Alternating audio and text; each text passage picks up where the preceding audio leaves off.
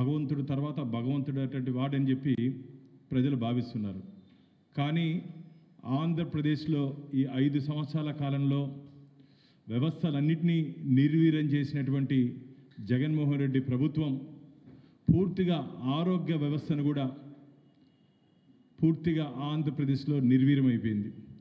ఆరోగ్యశ్రీ పేరుతో ప్రజల్ని ఆదుకుంటాం, ప్రజల్ని కాపాడుతామని చెప్పి మాటల ప్రభుత్వమే కానీ చేతల్లో పూర్తిగా వైఫల్యం చెందినటువంటి ప్రభుత్వం జగన్మోహన్ రెడ్డి ప్రభుత్వం. సార్, ఒక విచిత్రం విడ్డూరం ఏంటంటే ముఖ్యమంత్రి గారి పర్యటన వస్తూ ఉంటే ఆంధ్రప్రదేశ్ ప్రజలు బాధపడుతున్నారు, ఏడుస్తున్నారు.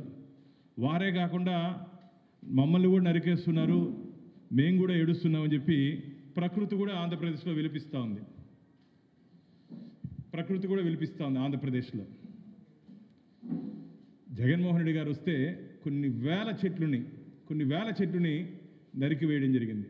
ఈరోజు మీరు కానీ గమనించినట్లయితే చెట్లు కూడా ఏడుస్తున్నాయి. ఇక్కడ ప్రజలు హాస్పిటల్ పోతే సరైన వైద్యం మాకు అందట్లేదు, సరైన మందులు లేవు, సరైన వసతులు లేవని చెప్పి ఆంధ్రప్రదేశ్ ప్రజలు ఏడుస్తున్నారు. ఈయనేమో ఒక రథం ఎత్తుకొని ఫ్యాన్ ఒకటి చేతులు పెట్టుకొని నన్ను మళ్ళా గెలిపించండి అని చెప్పి ఆంధ్రప్రదేశ్ మొత్తం తిరుగుతున్నాడు ఆయన. ఏంది జగన్మోహన్ రెడ్డి గారు? 2019లో మీరు అధికారంలోకి రాక మునుపు ఆంధ్రప్రదేశ్ ప్రజలకు ఇచ్చినటువంటి హామీలేమి, మీ అధికారంలోకి వచ్చిన తర్వాత ఆంధ్రప్రదేశ్ ప్రజలకు ఒరిగింది ఏమి అని చెప్పి భారతీయ జనతా పార్టీ సూటిగా ఆంధ్రప్రదేశ్ రాష్ట్ర ముఖ్యమంత్రిని ప్రశ్నిస్తుంది. ఇది చాలా దారుణమైన విషయం. హెలికాప్టర్లో తిరిగే ముఖ్యమంత్రి ఆంధ్రప్రదేశ్లో తప్ప దేశంలో ఎక్కడ లేదు మిత్రులారా. ప్రజల ఇష్టాలు కానీ, ప్రజల కష్టాలు కానీ, ప్రజల ఇబ్బందులు కానీ తెలుసుకున్నాడు ముఖ్యమంత్రి మీరు ఏ రోజున? సరే, ఈ రాష్ట్రానికి వైద్య ఆరోగ్య శాఖ మంత్రి ఉన్నారా అని చెప్పి భారతీయ జనతా పార్టీ రాష్ట్ర ప్రభుత్వాన్ని ప్రశ్నిస్తూ ఉంది. ఎక్కడ మాకే తెలియదు పేర్లు, మాకే గుర్తులేదు పేర్లు. ఆ విధమైనటువంటి మంత్రులు ఉంటే ఏ విధంగా ఆంధ్రప్రదేశ్లో పరిపాలన కొనసాగుతుంది చెప్పండి? అసలు వైద్య ఆరోగ్య శాఖ మంత్రి ఏ రోజైనా సమీక్ష నిర్వహించారా? సమీక్షలో వైద్యానికి సంబంధించిన బడ్జెట్ మీద ఏ రోజైనా ప్రసంగం చేశారా అసెంబ్లీలో కానీ? ఎక్కడ ఏం లేదే. ఎవరికి వారే యమునా తీరే. కేవలం మంత్రులు ఉత్సవ విగ్రహాలు మాత్రమే ఆంధ్రప్రదేశ్లో మిగిలిపోయారు. మొత్తం స్వామి భజనకే సరిపోయిందే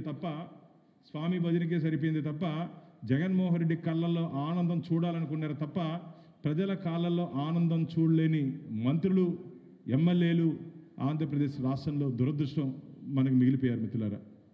ఎంతసేపు జగన్మోహన్ రెడ్డి గారి మెప్పు కోసం పనిచేస్తున్నారు తప్ప ప్రజలు పడుతుంటే ఇబ్బందులు, ప్రజలు పడుతుంటే కష్టాలు ఏ రోజన్నా మీకు కనపడ్డాయా అని అడుగుతున్నాం. దీనికి కర్త కర్మ క్రియ అంతా రాష్ట్ర ముఖ్యమంత్రి జగన్మోహన్ రెడ్డి గారు బాధ్యత వహించాలి. ఈరోజు భారతీయ జనతా పార్టీ ఈ రాష్ట్ర ప్రభుత్వాన్ని ప్రశ్నిస్తూ ఉంది. కేంద్ర ఉందంటే ఏ విధంగా ఆంధ్రప్రదేశ్లో వైద్య ఆరోగ్య శాఖ పనిచేస్తూ ఉందో మనం ఒకసారి అర్థం చేసుకోవాలి. అంతేకాకుండా ఈరోజు పూర్తిగా ఆరోగ్య విషయానికి వస్తే ఆరోగ్యశ్రీ ద్వారా మేము పేద ప్రజలను ఆదుకుంటాం, పేద ప్రజల్ని ఇబ్బంది పెట్టమని చెప్తుంటే ఈ రాష్ట్ర ప్రభుత్వం అసలు హాస్పిటల్స్ మేము సేవలు అందించలేము, మాకు బిల్లులు రావట్లేదు, చేతులు ఎత్తేసారే, హ్యాండ్స్ అప్ అంతే. ప్రజల ఆరోగ్యంతో ఆడుకుంటున్నట్టు ప్రభుత్వం ఇది. బిల్లులు ఇవ్వరు, మెడికల్ సప్లయర్స్కి పోతే మందులు లేవు హాస్పిటల్లో. నేను ఛాలెంజ్ చేస్తున్నా, మీరు యాత్రలో ఉన్నారు కదా, మేము వస్తాం, మీ పరిధిలో ఉన్నటువంటి హాస్పిటల్స్ని మాతో పాటు కలిసి ఇన్స్పెక్ట్ చేసే ధైర్యం ముఖ్యమంత్రికి ఉందా అని చెప్పి భారతీయ జనతా పార్టీ సవాల్ విసురుతూ ఉంది. రండి పోదాం, ప్రైమరీ హెల్త్ సెంటర్స్ కానీ హాస్పిటల్స్ కానీ ఒక విజిట్కి పోదాం రండి. మీ 5 సంవత్సరాల కాలంలో ఏ విధంగా ఆంధ్రప్రదేశ్లో ఆరోగ్య వ్యవస్థ క్షీణించిందో ఒకసారి మాతో కలిసి ప్రయాణం చేసే ధైర్యం ఉందా అని చెప్పి రాష్ట్ర ముఖ్యమంత్రికి భారతీయ జనతా పార్టీ సవాల్ విసురుతూ ఉంది. కేవలం మాటలతో పబ్బం నలుపుకుంటూ అసలు అపాయింట్మెంట్ ఇవ్వలేని ముఖ్యమంత్రి ఆంధ్రప్రదేశ్లోనే ఉన్నాడు మిత్రులారా. ఆంధ్రప్రదేశ్లో అపాయింట్మెంట్ ఇవ్వలేని ముఖ్యమంత్రి ఆంధ్రప్రదేశ్కే దక్కింది. ఎమ్మెల్యేలు మా ఉదాహరణకి తిరుపతి శాసనసభ్యుడు కానీ, తిరుపతి మా జిల్లా నుంచి మంత్రులు కానీ ఎన్ని పర్యాయాలు కలిశారు చెప్పండి. వారు ఆత్మసాక్షిగా ఆత్మ పరిశీలన చేసుకోమని చెప్పండి. 151 మంది ఎమ్మెల్యేలు ఎన్ని పర్యాయాలు అసెంబ్లీలో ఉన్నటువంటి సమస్యల మీద, ఆ జిల్లాలో ఉండే సమస్యల మీద, అక్కడ నుండి వ్యవస్థ హాస్పిటల్స్కి నిధులు కావాలని చెప్పి ఎన్నిసార్లు కలిశారు? ఎన్నిసార్లు మీతో మాట్లాడారు ముఖ్యమంత్రి? సమాధానం చెప్పండి. తాడేపల్లి ప్యాలెస్కే పరిమితమైనట్టు ముఖ్యమంత్రి, తాడేపల్లి ప్యాలెస్కి పరిమితమైన ముఖ్యమంత్రి పల్లెలకు ఏం న్యాయం చేస్తారని చెప్పి ఆంధ్రప్రదేశ్ ప్రజలు ప్రశ్నిస్తున్నారు. ఖచ్చితంగా ఈ ప్రజా వ్యతిరేక విధానాలు అవలంబించినటువంటి రాష్ట్ర ముఖ్యమంత్రికి రాబో రోజుల్లో ఆంధ్రప్రదేశ్ ప్రజలు బుద్ధి చెప్పేదానికి రెడీగా ఉన్నారు.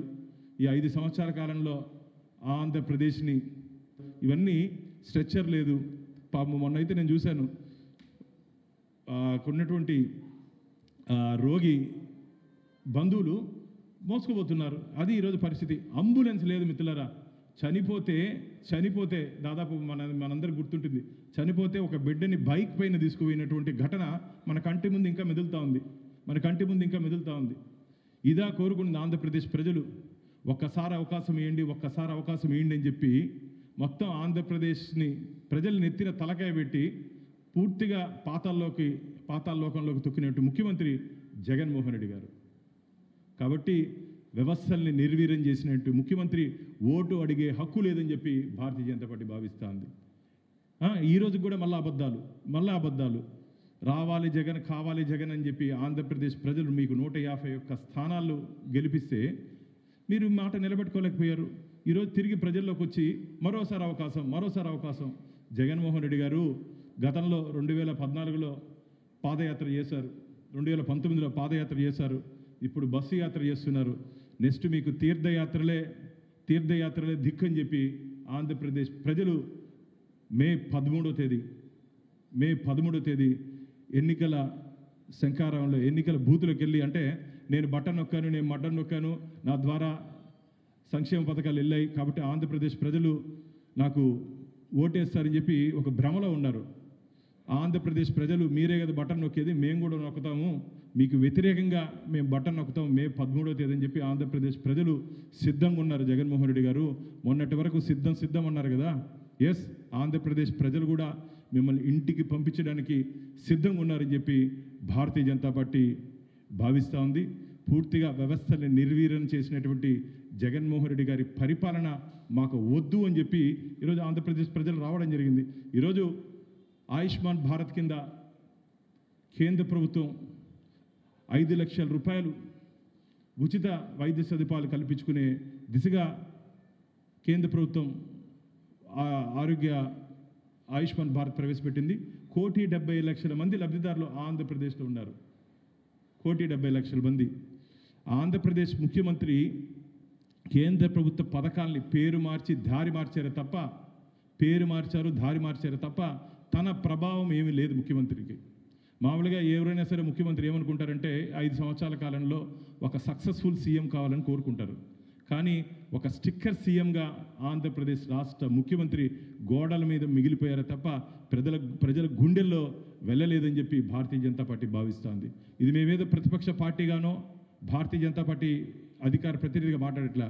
ప్రజల స్పందనని, ప్రజల గుండె చప్పుడిని మీ ద్వారా నేను వినిపిస్తున్నా మిత్రులారా. ఎందుకంటే ఎక్కడ పోయినా సరే, టీ అంగడి దగ్గర పోయినా సరే, ఏ షాప్ దగ్గర పోయినా సరే, ట్రైన్లో పోయినా సరే, బస్సులో పోయినా సరే ప్రజలందరూ బాధపడుతున్నారు. మమ్మల్ని పట్టించుకోలేదు, పరదాల చాటుపోయే ముఖ్యమంత్రి మాకు వద్దు, ప్రజల మధ్య ఉండే ముఖ్యమంత్రి మాకు కావాలి అని చెప్పి ఆంధ్రప్రదేశ్ ప్రజలు ఈరోజు కోరుకుంటున్నారు.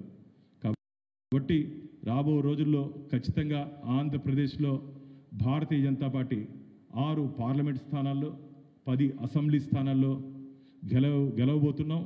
అంతేకాకుండా మా మిత్రపక్షమైనటువంటి టీడీపీ, జనసేన నరేంద్ర మోడీ గారిని ఆదర్శంగా తీసుకొని వారి పాలన ఆంధ్రప్రదేశ్లో కూడా ఉండాలని చెప్పి ఆంధ్రప్రదేశ్ ప్రజలు నిర్ణయం తీసుకున్నారు. కాబట్టి మీరు ఖచ్చితంగా జూన్ 3rd, 4th అనుకుంటా కౌంటింగ్, ఆ రోజు మొత్తం ఆంధ్రప్రదేశ్ భారతీయ జనతా పార్టీ కార్యాలయాల దగ్గరంతా ఒక పండుగ వాతావరణం ఉంటుంది.